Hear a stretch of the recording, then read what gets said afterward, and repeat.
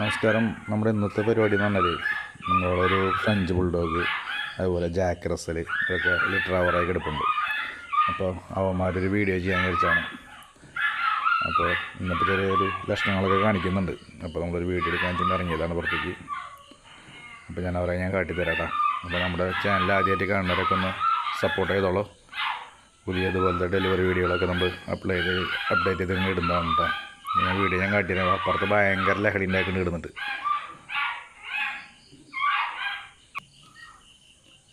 അപ്പോൾ മൂപ്പരാണ് ഇന്നത്തെ താരം. French bulldog, cream colour female ഇടാം. ആൾ ഇന്ന് മിക്കവാറും ഡെലിവറി ഉണ്ടാകാനുള്ള ചെറിയ ചാൻസുകളൊക്കെ കാണുന്നുണ്ട്. ഫുഡൊന്നും അങ്ങനെ എടുത്തിട്ടില്ല, ഇന്ന് കാലത്ത് എടുത്തിട്ടില്ല. വൈകിട്ട് ഒരു കുറച്ച് മാത്രം കഴിച്ച് ഇരുന്നതാണ്. ഫുഡൊക്കെ പാത്രത്തിൽ ഇതാക്കി വെച്ചേക്കാണ്. ന്യൂസ് പേപ്പറൊക്കെ ഇട്ടെടുത്തൊക്കെ കടിച്ച് കീറി ഒരു സൈഡാക്കി വെച്ചിട്ടുണ്ട്. പിന്നെ ടെമ്പറേച്ചറൊക്കെ നമ്മൾ നോക്കിയപ്പോൾ ടെമ്പറേച്ചറൊക്കെ കുറഞ്ഞിട്ടുണ്ട്. ഒരു 98 ആയിട്ടുണ്ട്. പിന്നെ ആകെ മൊത്തത്തിലൊരു വിഷമാന്തരീക്ഷമാണ് മൂപ്പർക്ക്. ഫ്രഞ്ച് ബുൾഡോഗിൻ്റെ ബ്രീഡിങ് ഞങ്ങൾ പണ്ട് ചെയ്തിരുന്നതാണ്. ഒരു 5 വർഷം മുപ്പാടൊക്കെ ചെയ്തിട്ടുണ്ട്. അതിന് ശേഷം നമ്മൾ ഫ്രഞ്ചിൻ്റെ ബ്രീഡിങ് നിർത്തിയതായിരുന്നു. വേറെ ഒന്നും കൊണ്ടല്ല, ഇതുപോലത്തെ നല്ല ക്വാളിറ്റിയുള്ള ഫ്രഞ്ചിനെ കിട്ടാത്തത് കൊണ്ട് ചെയ്യാഞ്ഞാണ്.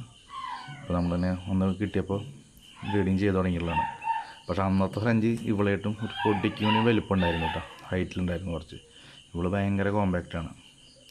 നമ്മുടെ സ്റ്റഡ് മെയിലിൻ്റെയൊക്കെ അതേ ഒരു സൈസുള്ളൂ.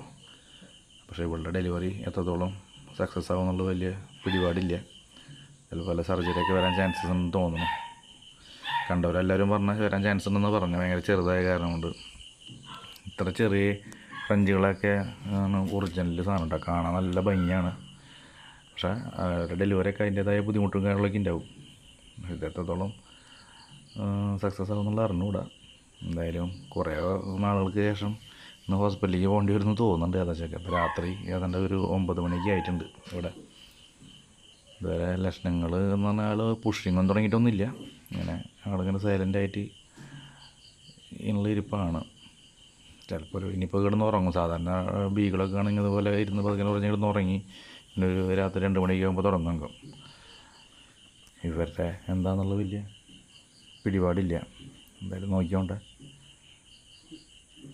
വേറെ കുഴപ്പമില്ല എന്നുണ്ടെങ്കിൽ പപ്പീസിൻ്റെയൊക്കെ വീഡിയോ ഇതിൻ്റെ പിന്നാലെ ഞാൻ ഇട്ടത് കാട്ടിത്തരാം.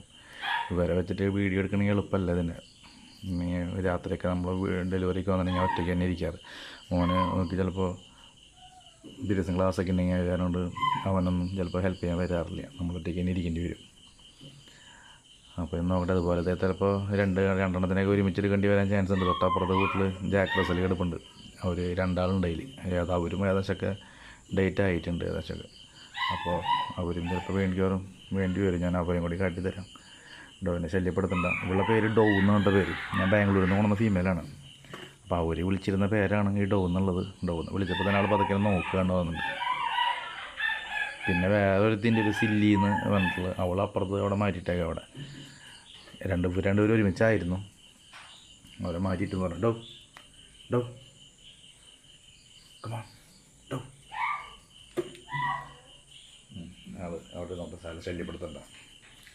നമുക്ക് അപ്പുറത്തെ കേജിലെ ജാക്ക് റസലുകൾ കിടക്കുന്നുണ്ട്. ഇതിലെ കയറി കഴിഞ്ഞാൽ അവൾക്ക് ഒരു കൂടി സ്ഥലം ഇതിലെ പോയി.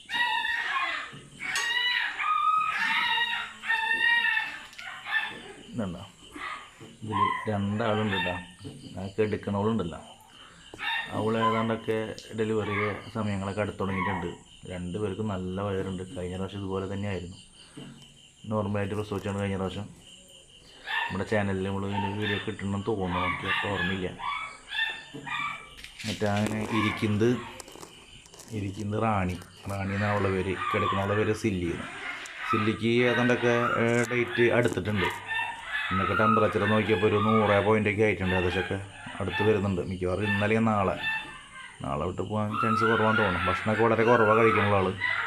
അല്ല, ഒരു കിതപ്പൊക്കെ തുടങ്ങിയിട്ടുള്ള അങ്ങനെയൊക്കെ ലക്ഷണങ്ങളാണ് അതിൻ്റെ. റാണിയും അതിൻ്റെ പിന്നാലൊക്കെ ആയിട്ട് ഉണ്ടാവും.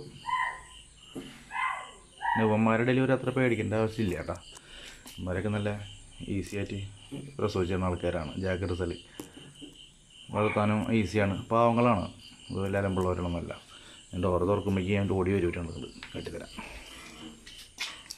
അവിടെ ഏയ് സിലി ഓടി വരുന്നേക്ക്. ഏയ് സിലീനോ നോക്കട്ടെ. പാവങ്ങളാട്ടോ ഒരാൾ, ഭയങ്കര ഇണക്കുള്ളൊരു ബ്രീഡാണ്. നമ്മളായിട്ട് ഭയങ്കര സെറ്റായി നിൽക്കുന്ന ബ്രീഡ് അവർ.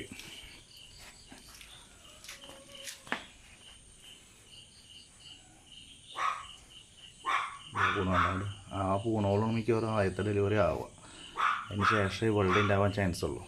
രണ്ടിന് വ്യത്യാസം കണ്ട, മറ്റുള്ള ബ്രൗൺ ഷെയ്ഡും ഇതിൻ്റെ ഒരു റെഡിഷ് കളറാണ് ഹെഡിൽ വരുന്നത്.